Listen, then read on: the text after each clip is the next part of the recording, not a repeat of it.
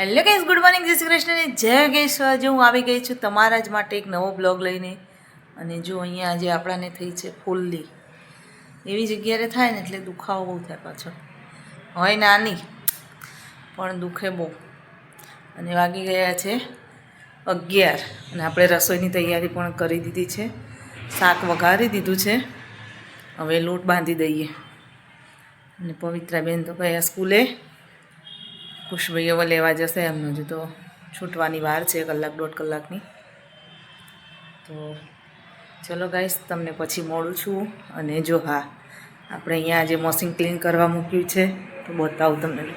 જો આ machine clean થાય છે, કપડાં તો ધોવાઈ ગયા ક્યારના. હવે 7 મિનિટ બાકી છે, પછી વોશ થઈ જશે મશીન આપણું.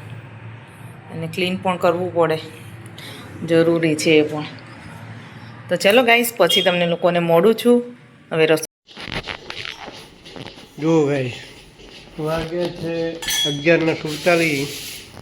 રસોઈ તૈયાર થઈ ગઈ છે અને હવે આપણે જમવા બેસીએ છીએ. જમવામાં શાક રોટલી છે. ચલો ત્યાં ગાઈસ, તમારે પણ જમવું હોય તો આવી જાઓ અને અમે પણ હવે જમી લઈએ. જો ગાઈસ, અહીંયા આપણે ખીચડી ભેરવીએ છીએ. અને આ છે મગની દાળ, સારી છે. આ લાવ્યા હતા આપણે ડીમાર્ટમાંથી. અને અહીંયા બનાવ્યા હતા ફ્રાઈડ રાઈસ. અંદર સોયા પણ હતા, પણ સોયા ભાઈ ખાઈ ગયો પવી. અને અમારા પવીબેન ટ્યુશનથી આવી ગયા છે. ગાઈસ, અમારા પવીબેન ટ્યુશનથી આવી ગયા છે.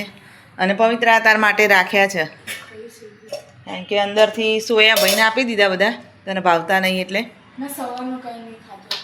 હા એટલે જ ને, એટલે કહું પવિત્રા માટે રાખવા દે.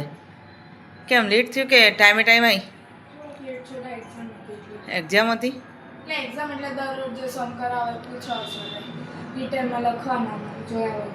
હા, થાક લાગે નહીં, સાયકલ લઈને જવાનું ને આવવાનું.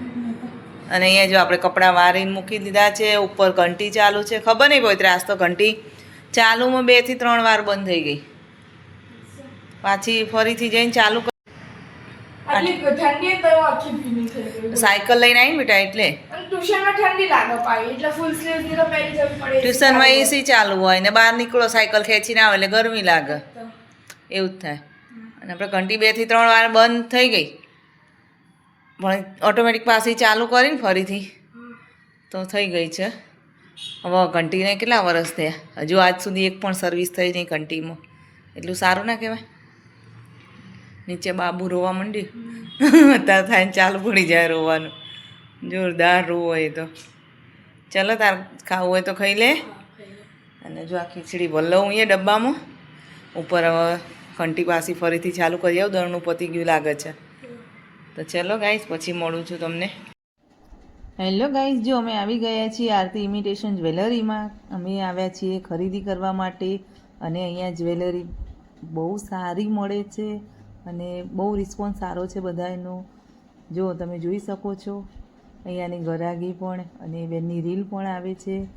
તો ખરેખર અમે તો લઈને આવ્યા છીએ, તમે પણ જાઓ. આ કોઈ પ્રમોશન નથી કરતી, બસ ખાલી હું જોવા ગઈ હતી, મેં પણ લીધું છે, મને પણ ગમ્યું છે, એટલે હું તમને ખાલી કહું છું. તો તમે લોકો જરૂરથી મુલાકાત લેજો. આરતી ઇમિટેશન જ્વેલરીની આવેલી છે ચાંદખેડામાં. તો જોઈ શકો છો. જો એ લોકો જે બતાવે છે ને અંદર, એ પણ એ લોકોનો સ્વભાવ બી સારો છે અને સારી રીતે આપણાને બધું બતાવે છે. જો અમે પણ અહીંયા સેટ ને બધું ઘણું બધું મેં લીધું છે, બ્રેસલેટ ને સેટ એ બધું જ હું આગળ તમને બતાવું છું. જોઈ શકો છો. જો ગાઈસ, તમે જોઈ શકો છો બધી જ વસ્તુ છે. એવું નહીં કે સેટ એકલા મળે છે. સેટ, બંગડીઓ, હાથના બ્રેસલેટો, બધી જ વસ્તુ અહીંયા મળી રહે છે. પોચા છે, વીંટીઓ બી સારી છે. જો ગાઈઝ, રાતના વાગી ગયા છે 8 અને અહીંયા મમ્મી રસોઈ બનાવી રહી છે. શું બનાવે છે? આજે તો સિમ્પલ ને સોબર ચા અને ભાખરી. અને આજ કેમ આટલું મોડું થઈ ગયું રસોઈ બનાવવામાં? આજે ગયા હતા જ્વેલરી ખરીદવા માટે. ઓહો, એકલા એકલા કેમ ગયા હતા? શું ખરીદી કરીને આવ્યા? એ હમણાં બતાવું. ઓકે. હમણાં બતાવું છું. અને આજ કેમ ચા ભાખરી આવી? આજે ચા ભાખરી વાળી કે તો લાઈને ચા ભાખરી બનાવી દો. ઓકે ઈચ્છા નથી કોઈને જમવાની એટલે સરસ વસ્તુ સારી છે એમના તે ચાંદખેડામાં વસ્તુ બધી મસ્ત છે. કેટલી વસ્તુ લઈને આયા? એ હમણાં બતાવું છું. અચ્છા સારું. હમણાં બતાવું. ચલો ગાઈસ ચા ભાખરી ખાવી હોય તો તાર રાતે આજે અહીંયા ભાખરી બની રહી છે અને અહીંયા ચા મૂકી દીધી છે અને આ દરણા પણ રહી ગયા છે. અને જો અહીંયા લોટ. ચલો તમારે લોકોને પણ ચા અને ભાખરી ખાવી હોય તો આવી જાઓ.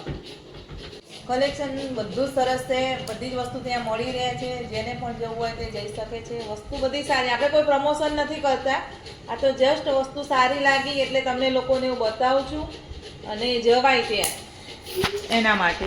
તો ચલો ગાઈસ હું તો લઈ આવી છું, તમે પણ જઈને લઈ આવો. ચલો આ પ્રમોશન નથી કરતી હો, ખાલી વસ્તુ લેવા ગઈ છું હું એટલા માટે બતાવું છું. જો ગાઈસ વાગી ગયા છે રાતના 12:30 અને આપણે હાલ ઘરે આવ્યા છીએ અને દુકાને તો બ્લોગ એન્ડ કરવાનું રહી જાય છે કારણ કે ગરાગી ચાલુ હોય એટલે ભૂલી જવાય છે. તો ચલો હું અહીંયા મારા બ્લોગનો એન્ડ કરું છું. જો તમને મારો બ્લોગ જોવો ગમે તો લાઇક શેર અને સબસ્ક્રાઈબ જરૂરથી કરજો. તો કાલે મળીએ છીએ હવે નવા બ્લોગ સાથે. તો ત્યાં સુધી બાય બાય, જય શ્રી કૃષ્ણ ને ગુડ નાઇટ બધાને.